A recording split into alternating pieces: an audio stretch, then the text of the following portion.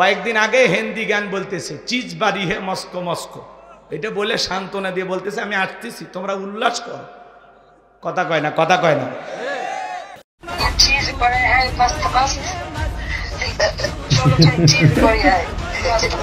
আমরা বলতে চাই মেয়ে মানুষ কতদিন বাহিরে থাকবে না, আসেন।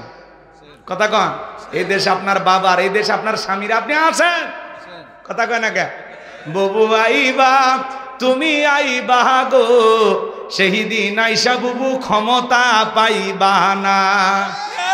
ও বুবু আইবা তুমি আইবা গো, সেই দিন আইসা বুবু ক্ষমতা পাইবা না।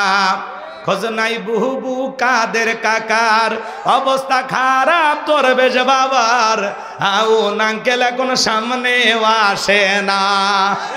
নেহাতা কর্মী সব জেলের ভিতর, আমি আসি ডরের ওপর, কখন জানি আসে গ্রেপ্তারি পরোয়ানা। বুবু আইবা তুমি আইবা গো, সেই দিন আইসা বুবু চিয়ার পাইবা না। কথা বলেন না কেন? ক্ষমতার চেয়ার থেকে নামা সহজ, কিন্তু ওই চেয়ারে ওঠা কঠিন। কথা বলেন ঠিক কিনা? আর আগামীতে আমরা সিদ্ধান্ত নেব, যেই দলেরই হোক পুরুষ প্রধানমন্ত্রী চাই। কারা কারা দুই হাত তুলে দেখান, লিল্লাহে তাকবীর। নারীদের দেখার দিন শেষ, আগামীতে পুরুষের বাংলাদেশ। কথা বলে ঠিক কিনা? মেয়ে মানুষের রাগ বেশি, জেদ বেশি, অভিমান বেশি। দেখেন না, স্বামীর সাথে ঝগড়া লেগে হাড়ি পাতিল ভেঙে ফেলে দেয়, স্বামী তুলে আছাড় মারে। দেখেন না কি রাগ, দেশ তুলে ভেঙে গেছে। কথা কয় না? এই জন্য বাজানো সাবধান, চলেন না সামনের দিকে যায়, তামাম পৃথিবীর জালেম বেঈমানদের দিকে। আজকে তামাম পৃথিবীর জালেম আর বেঈমানরা ঐক্যবদ্ধ হয়েছে ইসলাম আর মুসলমানকে বিদায় করে দেওয়ার জন্য। আজও কিন্তু ইসলামের অবস্থা ভালো না। আজও ফিলিস্তিনি জমিনে মুসলমানদেরকে হত্যা করা হয়, কাশ্মীরে মুসলমানদেরকে হত্যা করা হয়, চীনের উইঘুরে মুসলমানদেরকে হত্যা করা হয়, মুসলমানদের মসজিদগুলো ভেঙে জমিনের সাথে গুড়িয়ে দেওয়া হচ্ছে। আজও গরু গোশত খাওয়ার অপরাধে মুসলমানদেরকে ভারতে হত্যা করা হয়। আজও তামাম পৃথিবীতে হাজারো নির্যাতন জুলুমের শিকার হলো মুসলমানেরা। কথা বলেন ঠিক কিনা? তামাম পৃথিবীর জালেম আর বেঈমানেরা পায়, জালেম আর বেঈমানেরা চায় ইসলাম আর মুসলমানকে বিদায় করে দেওয়ার জন্য। কথা বলেন ঠিক কিনা? কিন্তু মনে রাখবেন বাজান আমার, নমরুদ ফিরাউনের যেমন জায়গা হয় নাই, আজও যারা মুসলমানের রক্ত নিয়ে খেলা করতেছে, ওই জালেমদেরও জায়গা পৃথিবীর জমিনে হবে না। ওরা যতই ষড়যন্ত্র করুক ইসলামকে বিদায় করে দিবে। বলেন তো বাজান, ইসলামকে বিদায় করা কি ওদের পক্ষে সম্ভব হবে? কারণ ইসলামের সুইচ আছে কার হাতে? একটু জোরে বলেন, কার হাতে? আমার আল্লাহ বলেন, ইউরিদুনা লিতুফিউ নূরাল্লাহি বিআফওয়াহিহিম ওয়াল্লাহু মুতিম্মু নূরিহি ওয়ালাউ কারিহাল কাফিরুন। সূরা সফের ভিতরে আল্লাহ পাক জানিয়ে দিলেন, কাফিররা চাই মুখের পুৎকারে দিনের আলোকে, ইসলামের আলোকে, কোরআনের আলোকে নিভায়া দিতে। আমার আল্লাহ ডেকে বলেন, আল্লাহু মুতিম্মু নূরিহি, এই জমিনে দিনের আলোকে, কোরআনের আলোকে, ইসলামের আলোকে আমি আল্লাহ রাব্বুল আলামিন প্রতিষ্ঠিত করেই ছাড়ব। যদিও কাফের বেঈমানদের অন্তরে যত ধরনের জ্বালা যন্ত্রণা হোক না কেন। কথা বলেন ঠিক কিনা? আমার ভাইয়েরা, বাংলাদেশের দিকে তাকায়া দেখলেন না, যারা মুসলমানের রক্ত নিয়ে খেলা করেছিল, নিরীহ মুসলমানদেরকে ফাঁসির দড়িতে, নিরীহ আলেমদেরকে ফাঁসির দড়িতে ঝুলিয়েছিল। শাপলা চত্বরে ইয়েতিম হাফেজ আলেমদেরকে হত্যা করেছিল, যারা বছরের পর বছর মিথ্যা মামলা হামলা দিয়ে অসংখ্য মানুষকে জেলখানায় বন্দী করে রেখেছিল, যাদের হাতে মুসলমানের রক্ত লেগেছিল, আজকে তারা ক্ষমতার চেয়ার দিয়ে পালিয়ে গেছে। কথা বলেন ঠিক কিনা? খেলা কার? এই জোরে বলেন, খেলা কার? আমরা বললাম ম্যাডাম পদত্যাগ করেন। আল্লাহ বলে, কিসের পদত্যাগ? এরা যে অন্যায় অপরাধ করেছে, শুধু পদত্যাগ না, আমি আল্লাহ এদেরকে দেশ ত্যাগ করতে বাধ্য করব। ইন্না বাতশা রাব্বিকা লাশাদীদ, আল্লাহর পাকড়াও বড় কঠিন। আল্লাহ ধরে না, যেদিন ধরবে মামু বাড়ি দিল্লি গিয়ে পড়বে। কথা বলেন ঠিক কিনা? আজকে কি আছে? বড় বড় কথা বলতো, সব পালিয়ে গেছে, হারিয়ে গেছে, দাম্ভিকতা সব শেষ। কথা বলে না, রাগ করেন নাকি আপনারা? মাঝে মাঝেই আমাদেরকে কল রেকর্ড ফাঁস করে সাবধান করে দিয়ে বলে, আমি দেশের কাছে আছি, শর্ট করে ঢুকবো। আমরা বলতে চাই, যাওয়ার আগে বললেন না, এখন আবার দেশে ফেরার সময় এত নাটক কেন? আপনার যে দিকটা মন চাই ঢোকেন। কথা বলেন। যারা পালিয়ে যায় এরা কখনো ফিরে আসে? এই যুবক, সে মা সন্তানকে ফেলায় পালিয়ে যায়, ওটা মা না। কথা কন। যিনি পালিয়ে গেছে উনি কখনো আসবে না। মিছে এগুলো তোমাদেরকে বলে, খামাখা ওই মন খারাপ করবেন না। হযরতে বেলালকে নবী আমার ডেকে বলে, বেলাল ইসলামের অবস্থা কোন ভালো না, কালেমা পড়েছ আপাতত প্রকাশ করা যাবে না। হযরতে বেলাল ডেকে বলে, নবী আমার জীবনের কোনো দাম নাই। আমার মনিব ওমায়েকে বলেছিলাম উর্দুম্বা ছাগল পেশাব পায়খানা করে দেয়, এই ঘরে থাকতে আমার বড় কষ্ট হয়। ওমায়ে ডেকে বলে, বেলাল উর্দুম্বা ছাগলের দাম আমার কাছে আছে, কিন্তু তোর মতো কালো হাফসি বেলালের দাম আমার কাছে নাই। নবী গো আমার জীবনের কোনো দাম নাই, আপনি শুধু দোয়া করেন মৃত্যু পর্যন্ত যেন আল্লাহ কালেমার পথে টিকে থাকার তৌফিক দান করেন। এই কথা বলে হযরতে বেলাল চলে গেলেন। পরের দিন সকালবেলা সূর্য উদয় হয়ে গেছে, অনেকটা বেলা হয়ে গেছে, ফলশ্রুতিতে বেলাল দরজা খোলে না। এইবার অন্য চাকর যারা আছে নালিশ নিয়ে চলে গেছে ওমায়ের কাছে, যা বলে নেতা এখন পর্যন্ত বেলাল দরজা খোলে নাই, তাই নাকি? বলে হ্যাঁ ঠিক আছে চলো যাই। দরজায় ডাক দে, বেলাল দরজা খোল। হযরতে বেলাল দরজা খোলে না, জোরে করে ধাক্কা মারছে। যখন দরজা খুইলা গেছে তখন এইবার ওমায় তাকায়া দেখে যেই রাত্রিতে হযরতে বেলাল কালেমা পড়ে মুসলমান হয়েছে, ওই রাত্রিতে একটা উর্দুম্বা ছাগলের কাছে কোনো পেশাব পায়খানা নাই। জোরে বলেন মারহাবা।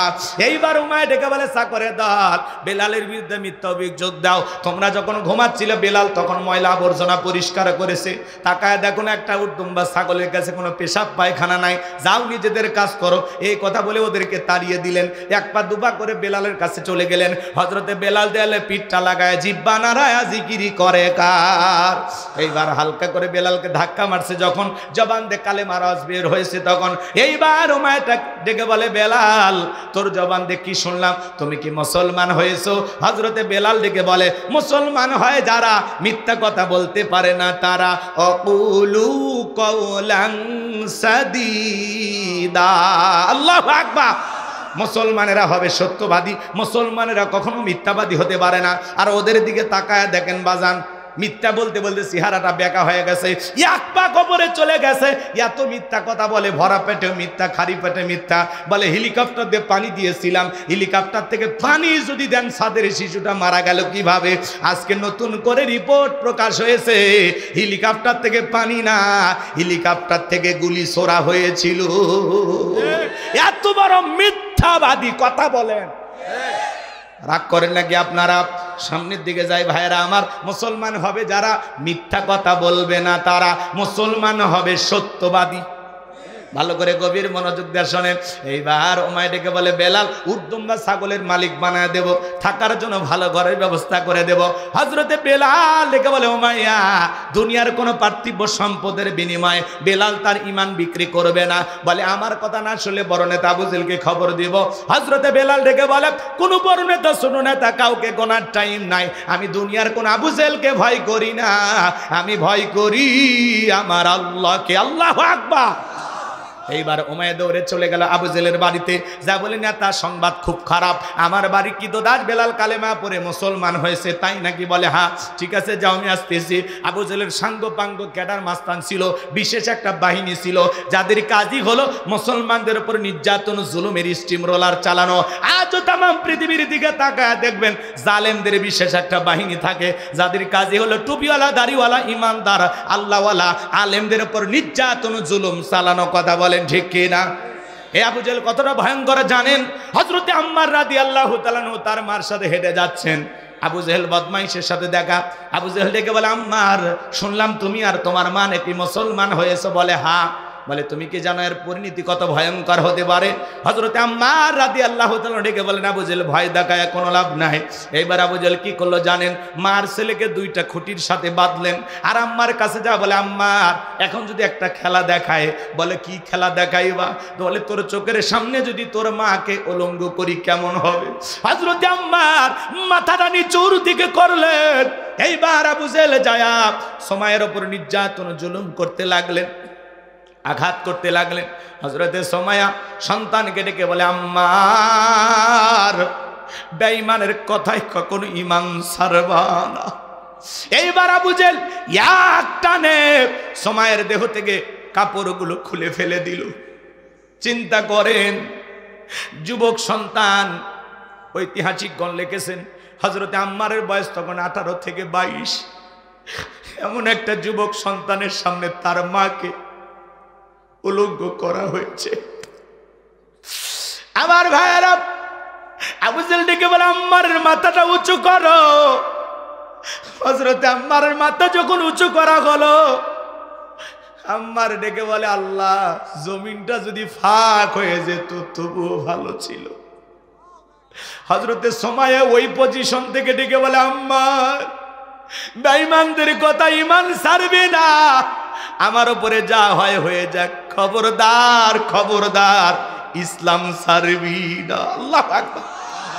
এইবার আবু জেহেল ধারালো বর্ষা দিয়া লজ্জাস্থানে আঘাত করলেন, আঘাতের পর আঘাত করলেন, রক্ত দিয়ে রাজপথ মেঘে গেল। সুমাইয়া যখন শাহাদতের পিয়ালা পান করবেন, ইসলামের প্রথম শহীদ নারী সুমাইয়া সন্তানকে ডেকে বলেন বাবা, আমি হয়তো আর বেশিক্ষণ বাঁচবো না, আমি শাহাদতের পিয়ালা পান করতে যাচ্ছি, আমি আমার নাকে জান্নাতের সুঘ্রাণ পাইতেছি। মরার আগে বলে যায় আম্মা, আমার জীবনের পরিণতি যাই হোক, তোমার জীবনের পরিণতি যাই হোক, খবরদার ইসলাম ছাড়বা না। আল্লাহু আকবার। আরেকটু জোরে বলেন আল্লাহু আকবার। সে আবু জেহেল সাঙ্গ পাঙ্গ ক্যাডার মাস্তান নিয়ে চলে গেল বেলালের কাছে, যাইকে বলে বেলাল এইদিকে আয়। এ বেলাল, তুমি কি জানো আমি তোমারে পার্সোনাল ভাবে মোহাব্বত করি? বেলাল, এসব কি শুনছি তুমি নাকি আব্দুল্লাহর বেটা মুহাম্মদ সাল্লাল্লাহু আলাইহি সাল্লামের কাছে গিয়ে কালেমা পড়ে মুসলমান হয়েছো। হযরতে বেলাল ডেকে বলে আবু জেহেল, যা শুনেছেন সত্য, আমি গতকাল রাত্রিতে নবীজির হাতে হাত রেখে কালেমা পড়ে মুসলমান হয়েছি, বলুন সুবহানাল্লাহ। আবু জেহেল ডেকে বলে বেলাল, উত্তম ছাগলের মালিক বানায় দেব, থাকার জন্য ভালো ঘরের ব্যবস্থা করে দেব, ব্যবসা বাণিজ্য যদি করতে চাও দেড়হাম টাকা পয়সা যা লাগে দেব। বেলাল রে, চতুর্থ অপশন হলো তুমি যা চাইবা, তুমি চাইতে দেরি, তোমার চাহিদা পূরণ করতে দেরি করব না। হযরতে বেলাল ডেকে বলে আবু জেহেল রে, দুনিয়ার সব সম্পদ যদি বেলালকে দিতে চাও, দুনিয়ার সব সম্পদ ছাড়তে রাজি, কিন্তু বিশ্ব নবীর কালেমা ছাড়তে রাজি নাই, বলুন আল্লাহু আকবার। এইবার আবু জেহেল ডেকে বলে বেলাল, সোজা আঙ্গুলে ঘিউ না উঠলে আঙ্গুল একটু বাঁকা করা লাগবে। এই কথা বলে যুবকদের লিলি দিলে চাবুক দিয়ে পিটাও। হযরতে বেলালকে চাবুক দিয়ে পিটাইতে পিটাইতে কালো চামড়াগুলো ফেটে রক্ত ঝরা শুরু হয়ে গেল। ওরা যত জোরে চাবুক মারে, বেলাল তত জোরে আল্লাহর নামের জিকির করে। চাবুক দিয়ে পিটাইতে পিটাইতে কালো চামড়াগুলো ফেটে রক্ত ঝরে। আবু জেহেল ডেকে বলে বেলাল, চাবুক দিয়ে পিটাইলাম, রক্ত ঝরতেছে রে বেলাল, তারপরে কি নবী মুহাম্মাদের কালেমা ছাড়বি না? হযরতে বেলাল ডেকে বলে আবু জেহেল রে, মারতে মারতে যদি মেরেও ফেলে দাও, জীবনটা দিতে রাজি, নবীজির কালেমা ছাড়তে রাজি নাই, বলেন আল্লাহু আকবার। এই বাহার আবু জেহেল ডেকে বলে বেলালের পায়ে রশি লাগা, উঠের পায়ের সঙ্গে বাঁধো। হযরতে বেলালের পায়ে রশি লাগাইয়া আরবের উত্তপ্ত গরম বালিতে উঠের পায়ের সঙ্গে বেঁধে ছেঁচড়ায়া ছেঁচড়ানে ঘোরাগুলো, আরবের বালিগুলো এত গরম ছিল বাজান, চাল দিলে মুড়ি হয়ে যায়, এত উত্তপ্ত ফুটান্ত গরম বালি ছিল। ওই বালিতে ছেঁচড়ায় ছেঁচড়ানে ঘোরা গেল, বাবলা গাছের কাটাগুলো জিব্বার ভিতরে পেরেগের মতো মারা গেল। বিকেল বেলা নিয়ে এসে বলে বেলাল, চাবুক দিয়ে পিটাইলাম, পায়ে রশি লাগাই নিয়ে ঘুরলাম, এত নির্যাতন জুলুম করা হলো রে বেলাল, তারপরেও কি নবী মুহাম্মাদের দল ত্যাগ করবি না? হযরতে বেলাল ডেকে বলে আবু জেহেল রে, মারতে মারতে যদি মেরেও ফেলে দাও, বেলালের নিঃশ্বাস থাকবে যতদিন, বেলাল ইসলামের পথে টিকে থাকবে ততদিন। আল্লাহু আকবার। আরেকটু জোরে বলেন আল্লাহু আকবার। বেলালের মতো যারা খাঁটি ইমানদার হাসতে হাসতে মরতে রাজি, জালেমের কাছে মাথা নত করবে না, কথা বলেন ঠিক কিনা? বেলালের মতো যারা খাঁটি ইমানদার, এদেরকে লোভ দেখায় লাভ নাই। কিন্তু দেখবেন মুনাফিক মার্কা মুসলমান যারা টাকার কাছে বিক্রি হয়, তারা টাকার বান্ডিল যেই দিকে, টাকার জোরে ওদের ফতুয়া ঘরে, টাকা পাইলে বৈধকে অবৈধ বলে চালিয়ে দেয়, অবৈধকে বৈধ বলে চালিয়ে দেয়। এরকম মুনাফিক মার্কা মুসলমান আছে না নাই? এক প্যাকেট বিরিয়ানি পাইলে কয় ম্যাডাম আপনি জান্নাতি, মানে জান্নাতে টিকেদারি নিয়ে বসে আছে, কথা বলেন। এরকম ইমানদার আছে না নাই? আর ইসলামের প্রথম মুয়াজ্জিন বেলাল দেখেন বাজার। এইবার আবু জেহেল ডেকে বলে এই যুবকের দল, যাও কয়েকজন মিলে একটা বড় পাথর নিয়ে এসে বেলালের বুকের উপরে চাপায়া দাও। বিশাল বড় একটা পাথর নিয়ে এসে হযরত বেলালের বুকের উপরে চাপায়া দেওয়া হলো। আবু জেহেল মনে করলো পাথরের চাপার আঘাতে বেলাল মারা যাবে, হাত বাঁধা পা বাঁধা। কাফেরা যখন চলে গেল বাজার, হযরতে বেলাল তবুও জিব্বা নারায়ে জিকির করে কার? একটু জোরে বলেন না কা? কেমন কেমন কেমন মানুষ ছিলেন তারা, কি সোনার মানুষ ছিলেন তারা। বুকের উপরে পাথর, রক্তাক্ত জিহ্বা, তারপরে ওই জিহ্বা নারায় নারা আল্লাহর জিকিরি করে। আপনাকে আমাকে জিকিরি করার জন্য কেউ মারে না, ধমক দেয় না, পিটাই না, তবু আমরা কপাল পরে আল্লাহর জিকিরি করি না। হাদিস শরীফের ভিতরে আসছে বাজান, যার জিহ্বাটা আল্লাহর জিকিরে তরু তাজা থাকে, যার জিহ্বাটা আল্লাহর জিকিরে ভিজা থাকে, ওই জিহ্বাওয়ালা মানুষ কোনোদিন জাহান্নামের আগুনে জ্বলবে না। বলুন সুবহানাল্লাহ। এজন্য সব সময় স্মরণ করতে হবে কারে? ফাযকুরুনি আযকুরুকুম ওয়াশকুরুলি ওয়ালা তাকফুরুন। তোমরা আমারে স্মরণ করো, আমি আল্লাহ তোমাদেরকে স্মরণ করব। কৃতজ্ঞতা প্রকাশ করো, অকৃতজ্ঞ হয়ো না। তাহলে সব সময় হাঁটতে হাঁটতে আল্লাহর জিকিরি করা যায়, মাঠে কাজ করতে করতে জিকিরি করা যায়, ব্যবসা বাণিজ্য করতে করতে জিকিরি করা যায়। জিকিরি করার জন্য আলাদা সময় লাগে না, সব সময় জবানে জিকিরি চালু রাখবেন। সুবহানাল্লাহ, আলহামদুলিল্লাহ, আল্লাহু আকবার, লা ইলাহা ইল্লাল্লাহ, সুবহানাল্লাহি বিহামদিহি, সুবহানাল্লাহিল আযীম। কষ্ট হবে নাকি আপনাদের? তাহলে সব সময় জবানে জিকিরি চালু রাখবেন কার? আমার ভাইরা, হযরতে বেলাল জিহ্বা নাড়ায়া জিকিরি করে আর চোখের পানি ছেড়ে দেয়া কাঁদে আর ডেকে বলেন, আল্লাহ, আমার বুকের উপরে পাথর থাকার কারণে তোমার মতো মালিকের জিকিরি করতে বড় কষ্ট হয়। তুমি তো সেই আল্লাহ, ইব্রাহিমের জন্য যদি নমরুদের আগুনকে ফুলের বাগান বানায় দিতে পারো, ও আল্লাহ তুমি কি পারো না আমি বেলালের বুকের পাথরটাকে তুলার মতো নরম বানায় দিতে? হযরতে বেলাল দোয়া করতে দেরি, আসমানের মালিক আল্লাহ দোয়া কবুল করতে দেরি করে নাই। বেলালের বুকের পাথরটাকে আমার আল্লাহ তুলার মতো নরম বানিয়ে দিয়েছেন। বলুন সুবহানাল্লাহ। বেলালের নিঃশ্বাসের সাথে পাথর ওঠে আর নামে। আশিকে রাসূল বেলাল, নবীর পাগল বেলাল। নবীজি যখন মক্কা নগরীতে পথ চলতো, একবার ডানে যায় একবার বামে যায়। আমার নবী বলে, বেলাল বুঝি না একবার ডানে আরেকবার বামে, কারণটা কি? হযরতে বেলাল রাদিয়াল্লাহু তাআলা ডেকে বলেন, নবী, ওই কাফেররা হলো আপনার শত্রু, ডান থেকে যদি নিক্ষেপ করে তীরটা যেন সর্বপ্রথম আমি বেলালের বুকের ভিতরে ঢোকে, আবার বাম দিকে যাই গো নবী, ওরা যদি বাম থেকে তীর নিক্ষেপ করে ওই তীরটা যেন সর্বপ্রথম আমি বেলালের বুকের ভিতরে ঢোকে। আমি বেলাল মারা গেলে ইসলামের ক্ষতি হবে না, আপনি নবী মারা গেলে ইসলাম আর মাথা উঁচু করে সামনের দিকে দাঁড়াতে পারবে না। বলুন আল্লাহু আকবার। সেই আশিক রাসূল বেলাল, বেলালের উপর নির্যাতন জুলুমের কথা যখন বিশ্বনবীর কান পর্যন্ত পৌঁছে গেল, আমার নবী ডেকে বলা, আবু বকর, বেলালের কষ্টের কথা আমার আর সহ্য হয় না, যাও যাও তুমি আমার বেলালের জন্য একটা কিছু করো। হযরত আবু বকর সিদ্দিক রাদিয়াল্লাহু তাআলা আনহু কয়েক গুণ দাম বেশি দিয়া গোলামের জীবন থেকে হযরত বেলালকে আজাদ করলেন, মুক্ত করলেন। বলুন আল্লাহু আকবার। এই যখন ইসলামের অবস্থা, একদিকে সন্তান হারানোর ব্যথা, কাফেরদের সমালোচনা, সাহাবায়ে কেরামদের উপর নির্যাতন জুলুম, এই জন্য নবীজির মনটা ভীষণ খারাপ, মুখটা মলিন, চোখের কোনা দিয়া অশ্রু ঝরতেছে। নবীর যখন মন খারাপ, নবীকে সান্ত্বনা দেওয়ার দায়িত্ব কার? একটু চিৎকার মেরে বলেন কার?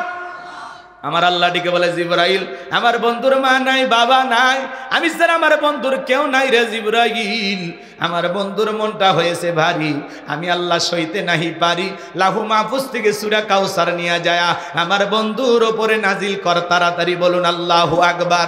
নবী আমার ডেকে বলে, আনাস, আমার মনটা কেন খারাপ তোমরা জানো? কিন্তু আমার মুস্কি হাসি দেওয়ার কারণ হলো, এই মাত্র আসমান থেকে জিবরাইল এসে আমার উপরে সূরা কাউসার নাজিল করলো। বিশ্বনবী তখন মুস্কি মুস্কি হাসলেন আর সাহাবায়ে কেরামদের সামনে সূরা কাউসার তিলাওয়াত করে শুনিয়ে দিলেন। জবান ছেড়ে সবাই একটু মহব্বতে পড়ুন, ইন্না আ'তাইনাকাল কাউসার ফাসাল্লি লিরাব্বিকা ওয়ানহার ইন্না শানিয়াকা হুয়াল আবতার। আল্লাহু আকবার। আমার আল্লাহ রাব্বুল আলামিন জানিয়ে দিলেন, ইন্না আ'তাইনাকাল কাউসার, অবশ্যই আমি আল্লাহ পাক আপনাকে হাউজে কাউসার দান করেছি। এ বাজান গো আমার, এই পৃথিবীর অন্য কোন নবী রাসূলকে আল্লাহ পাক হাউজে কাউসার দান করেন নাই। আপনারা আমার নবীজিকে আল্লাহ পাক হাউজে কাউসার গিফট করেছেন, হাউজে কাউসার দান করেছেন। বলুন সুবহানাল্লাহ। ইন্না আ'তাইনাকাল কাউসার, নিশ্চয়ই আমি আল্লাহ পাক আপনাকে হাউজে কাউসার দান করেছি। এই হাউজে কাউসারের পানি দুধের মতো সাদা, মধুর চাইতে মিষ্টি, পানির মতো ক্লিয়ার। ওই কঠিন কিয়ামতের ময়দানে যেদিন বিচার দিবস কায়েম হয়ে যাবে, বিচার দিবসের একদিন হবে 50,000 বছরের সমান। যেদিন সূর্য হাত মাথার উপরে চলে আসবে, সূর্যের তাপে জমিনটা তামার জমিন হয়ে যাবে, মানুষের মগজ টকবক করে গলে নাক মুখ কান্দে বের হয়ে যাবে বাজান। যেদিন পাহাড় পর্বত বিল্ডিং ইমারত খাল বিল কোনো কিছু থাকবে না, এই পৃথিবীর সবকিছু ধ্বংস হয়ে যাবে। কুল্লুমান আলাইহা ফান, এই পৃথিবীতে কোনো কিছু অবশিষ্ট থাকবে না। ওই কঠিন কিয়ামতের ময়দান বেঈমানদের জিহ্বা ঝুলে আসবে নাভি পর্যন্ত। যেদিন আল্লাহর আরশের ছায়া ছাড়ার কোনো ছায়া থাকবে না, ওই ছায়ার ভিতরে আল্লাহ পাক শাস্ত্রীর মানুষকে ছায়া দান করবেন। কিয়ামতের ময়দানে এটা আল্লাহ তৈরি করা ভিআইপি গ্যালারি, সেখান থেকে আল্লাহর সেই প্রিয় গোলামেরা কিয়ামতের ফাইনাল খেলা উপভোগ করবেন। বলুন সুবহানাল্লাহ। মানুষ দলে দলে পানি পানি বলে চিৎকার মারবে। বিশ্ব নবীর দিকে মানুষ যাবেন পানি পান করার জন্য। কিছু মানুষের চোখের সামনে আল্লাহ তাআলা পর্দার আবরণ তৈরি করে দেবেন। এ বাজান, কিয়ামতের মাঠ বড় কঠিন একটা মাঠ, ভয়ঙ্কর দিন। ইয়াউমা ইয়াফিরুল মারউ মিন আখি ওয়া উম্মিহি ওয়া আবি ওয়া সাহিবাতিহি ওয়া বানি। যেদিন ভাই ভাইয়ের কাছ থেকে পালিয়ে যাবে, মাতা পিতা সন্তানদের কাছ থেকে পালিয়ে যাবে, স্বামী স্ত্রীর কাছ থেকে পালিয়ে যাবে, একজন আর একজনকে দেখে পালিয়ে যাবে বাজান। ওই কঠিন কিয়ামতের ময়দানে বিশ্ব নবীর কাছে মানুষ দলে দলে যাবেন হাউজে কাউসারের পানি পান করার জন্য। কিছু মানুষের চোখের সামনে আল্লাহ তাআলা পর্দার আবরণ তৈরি করে দিবেন। আমার নবী তখন ডেকে বলবেন, আল্লাহ, সংখ্যায় আমি আমার অনেক উম্মতকে দেখতে পাইলাম, কেন জানি সংখ্যাটা কমে গেল। আমার আল্লাহ তখন ডেকে বলে, বন্ধু, পাইকারি দরে সবাইকে আপনি হাউজে কাউসারের পানি পান করাইতে পারবেন না। দুনিয়ার জীবনে 2টি অপরাধ করেছিল যারা, আজকে আপনার হাতে হাউজে কাউসারের পানি পাবে না তারা। জোরে বলেন কয়টি অপরাধ? এ ভাই জোরে বলেন কয়টি? এই 2টি অপরাধ আপনার আমার ভিতরেও থাকতে পারে কিনা বলেন? কি সেই 2টি অপরাধ? বলবো শোনেন, একটু অপেক্ষা করেন বাজান, দিল দিয়া কথাগুলো বোঝার চেষ্টা করবেন। এদিকে খেয়াল করেন, এদিকে খেয়াল করেন। হযরত আবু বকর সিদ্দিক পিয়ালাগুলো ভরায়া দিবেন, সুবহানাল্লাহ। মাঝখানে দাঁড়িয়ে থাকবেন হযরত ওমর বিশ্বনবীর হাতে দিবেন, আর নবীজি তার আদরের উম্মতদেরকে হাউজে কাউসারের পিয়ালার পানি পান করাবেন। নবীজির হাতে এক পেয়ালা হাউজে কাউসারের পানি যদি কারো নসিবে তকদিরে ভাগ্যে জুটে যায়, এক পেয়ালা পানি পান যদি করতে পারেন বাজান, ওই কিয়ামতের কঠিন দিনে আপনার আর কোনো তৃষ্ণা লাগবে না। ওই এক পেয়ালা পানি পান করলে জান্নাতে ঢোকা পর্যন্ত আপনার তৃষ্ণা মিটে যাবে। সুবহানাল্লাহ। নবীজির হাতে কারা কারা হাউজে কাউসারের পানি পান করতে চান? 2টা হাত তুলে আমার আল্লাহকে দেখান। আল্লাহ আমাদের সবাইকে নবীজির হাতে হাউজে কাউসারের পানি পান করা তৌফিক দান করুন। একটু জোরে বলুন আমিন। আল্লাহ তোমার কুদরতি নজর দিয়ে তাকায়া দেখো, এই হাজার হাজার নারী পুরুষ বান্দাগুলো আল্লাহ রসুলের হাতে এক পেয়ালা করে হাউজে কাউসারি পানি পান করতে চায়। আল্লাহ সেই কাতারে আমাদেরকেও শামিল করুন। আল্লাহ আমাদের সবাইকে নবীজির হাতে হাউজে কাউসারে পানি পান করা তৌফিক দান করুন। জোরে বলুন আমিন। আরেকটু জোরে বলেন আমিন। হাত নামান। পানি চাইলেই কি পাওয়া যাবে বাজান? শোনেন, নবীজিকে দেখা হবে, আবার নবীজির হাতে হাউজে কাউসারের পানি পান করা হবে। কি সৌভাগ্যবান ওই সমস্ত ব্যক্তি যাদের নসিবে, যাদের তকদিরে, ভাগ্যে এই দৃশ্যটা জুটে যাবে। সুবহানাল্লাহ।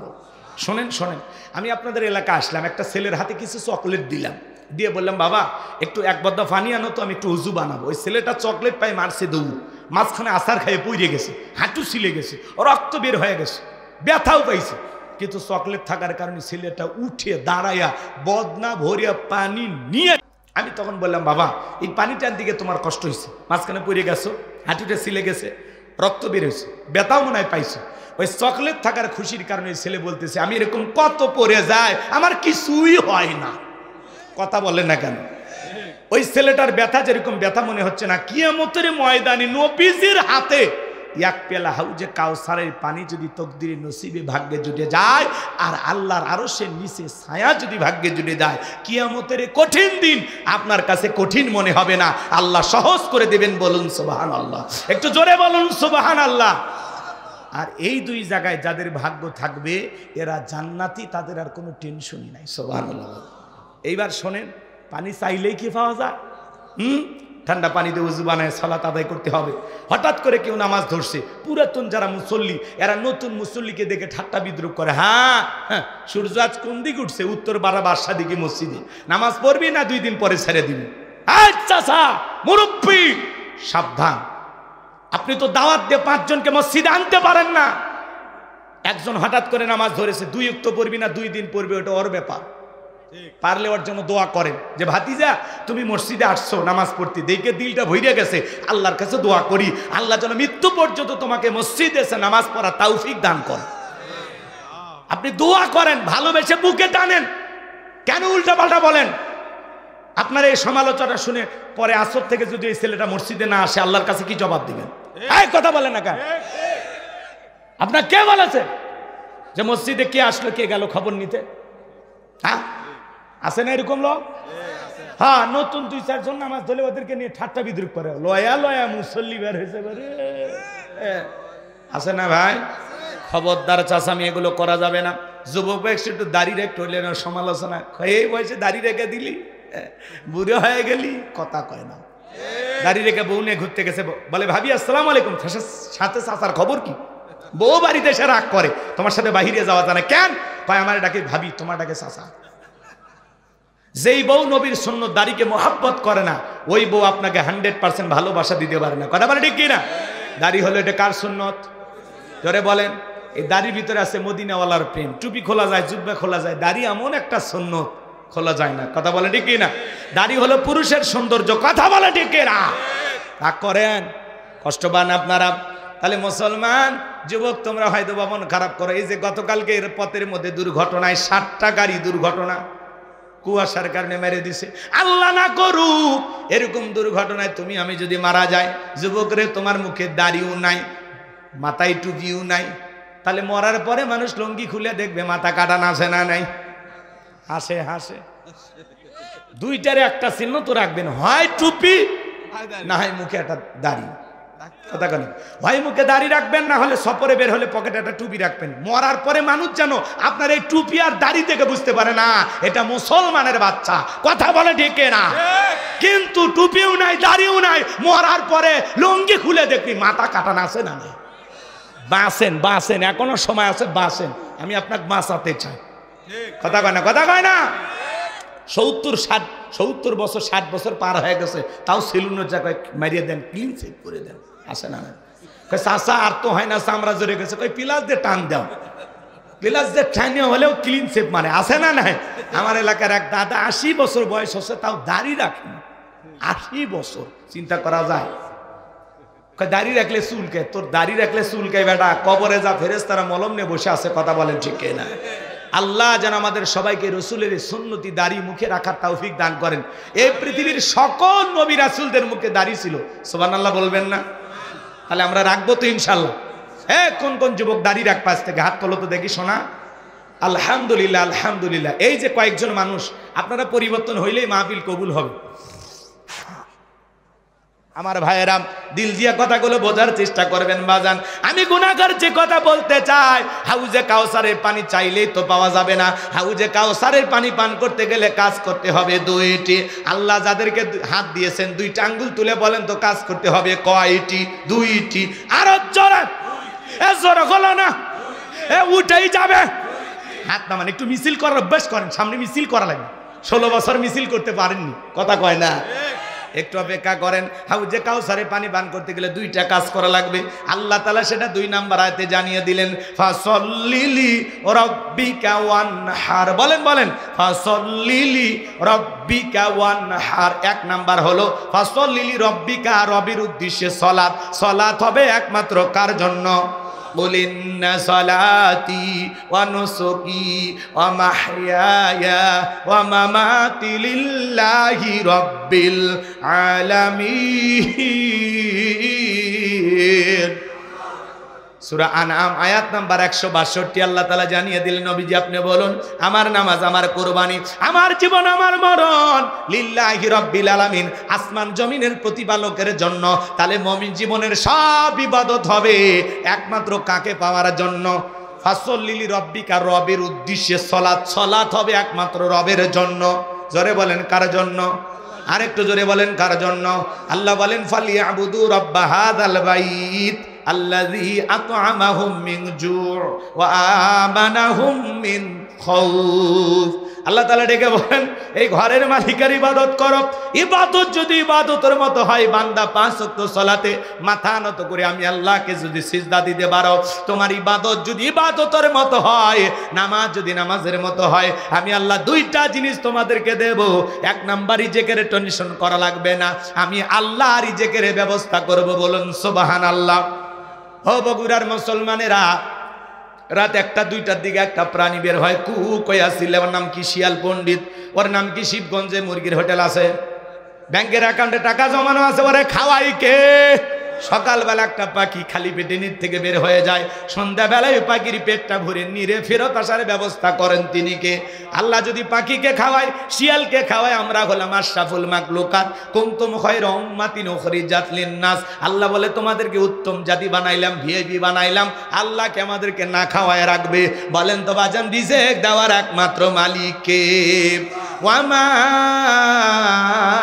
মিন দাব্বাতিন ফিল আরদি ইল্লা আলাল্লাহি রিজকুহা।